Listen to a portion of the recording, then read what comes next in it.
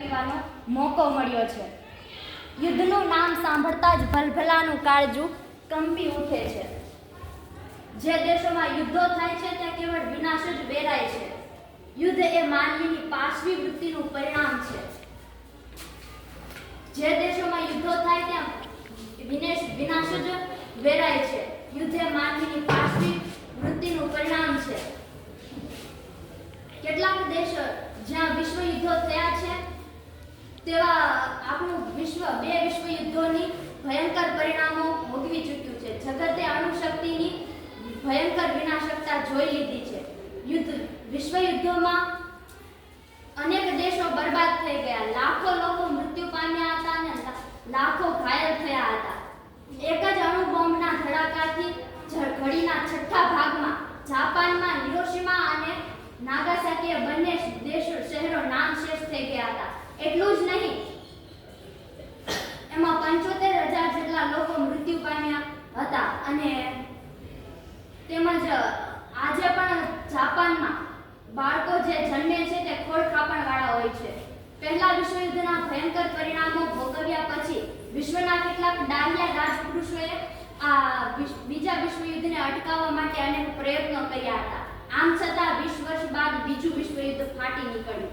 ભૂતકાળના અનુભવોથી હજે એવું કહી ના શકાય કે ત્રીજું વિશ્વયુદ્ધ નહીં જ થાય એવું ખાતરીપૂર્વક કહી શકાતું નથી. આજે વિશ્વ ત્રીજા યુદ્ધના જ્વાળામુખીની ટોચ પર છે. આ જ્વાળામુખી ક્યારેક ફાટી નીકળશે એની બધાને ચિંતા છે. જો કે દુનિયાના જુદા જુદા દેશોમાં નાના મોટા યુદ્ધો તો થયા જ કરે છે. જેમ કે પેલેસ્ટાઈનમાં આરબો અને યહૂદીઓ વચ્ચે, ઈરાન અને ઈરાક વચ્ચે, ભારત અને પાકિસ્તાન વચ્ચે અનેક કારણે સંઘર્ષો થયા જ કરે છે. તેથી દુનિયાના બધા દેશોમાં શસ્ત્ર દોડ પણ અવિરત ચાલુ રહી છે. વિશ્વના આગળ પડતા રાષ્ટ્રોમાં આજે પણ અણુશસ્ત્રના ભંડારો અકબંધ છે. ન કરે નારાયણને જો ત્રીજું વિશ્વયુદ્ધ થાય તો પૃથ્વી પરની તમામ જીવસૃષ્ટિનો નાશ થઈ શકે છે. આજે સમગ્ર વિશ્વમાં ધરતી પર, જળ વિસ્તારમાં અને અવકાશમાં પણ લડી શકે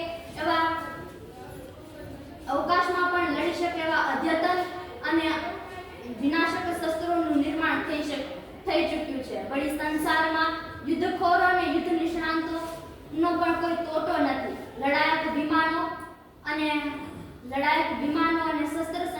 ઝેરી શસ્ત્ર સંજામથી વિશ્વની તમામ સમગ્ર જીવસૃષ્ટિનો નાશ થઈ શકે છે.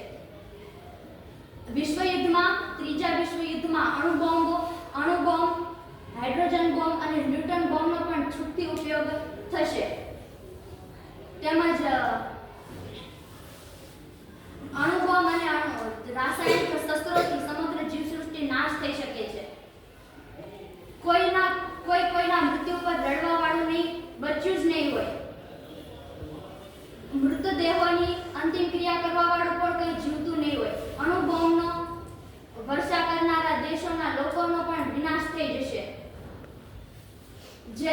તેમજ જે વિશ્વયુદ્ધમાં તટસ્થ દેશો છે તેઓ પણ વિનાશમાંથી બચી નહીં શકે.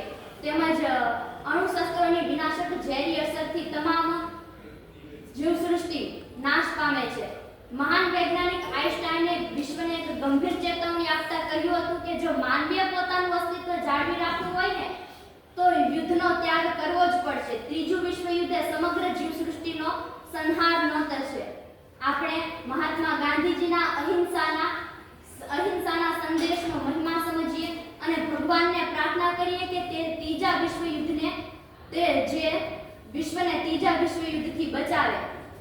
એવું કહેવાનું પણ મન થાય કે હે વિશ્વ માનવી,